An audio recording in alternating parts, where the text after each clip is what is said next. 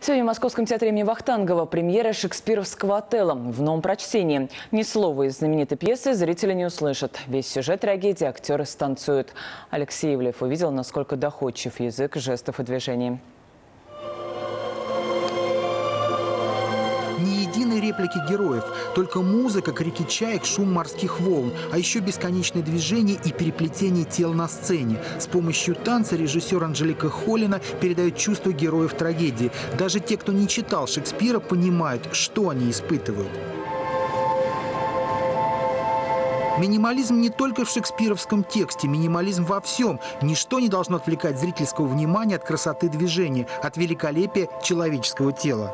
Из декорации на сцене всего лишь такая вот металлическая конструкция с такими вот замечательными воронами. Все это напоминает корабль, выброшенный на рифы. Но в зал идет такая мощная энергетика, что и без этой конструкции вполне можно было бы обойтись.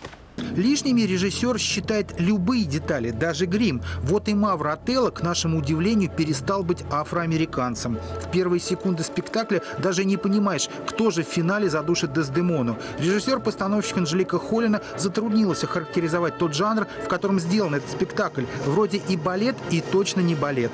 Призналась, что впервые задумалась об этом, но и это не важно. Главное, чтобы постановка нравилась зрителю. Ну вот вы встречаетесь с женщиной, вы думаете там, из какой она семьи, какой национальности, какую школу закончила, какой институт, какая у нее профессия. Она вам либо нравится, либо нет.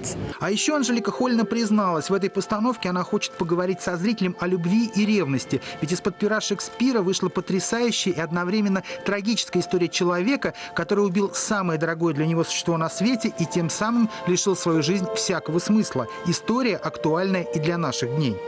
Если бы спросить у людей, но если бы они отвечали честно, какие они чувства испытывают больше всего, вот назвать там, не знаю, 5 каких-то самых ярких, ревность вошла бы туда. Глядя на фантастически слаженное движение множества тел, трудно поверить, что большая часть актеров еще только постигает азы профессии. Это студенты 3-го курса Щукинского театрального училища. Анжелика Холина не испугалась рискнуть, пригласив их в постановку, и выиграла. Театр имени Вахтангова удивляет своих зрителей. В качестве премьеры сезона был показан детский спектакль «Кот в сапогах».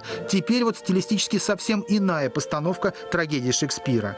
Алексей Ивлев, Вячеслав Платонов, Ольга Беляева, Валентина Абраменкова, телекомпания НТВ, Москва.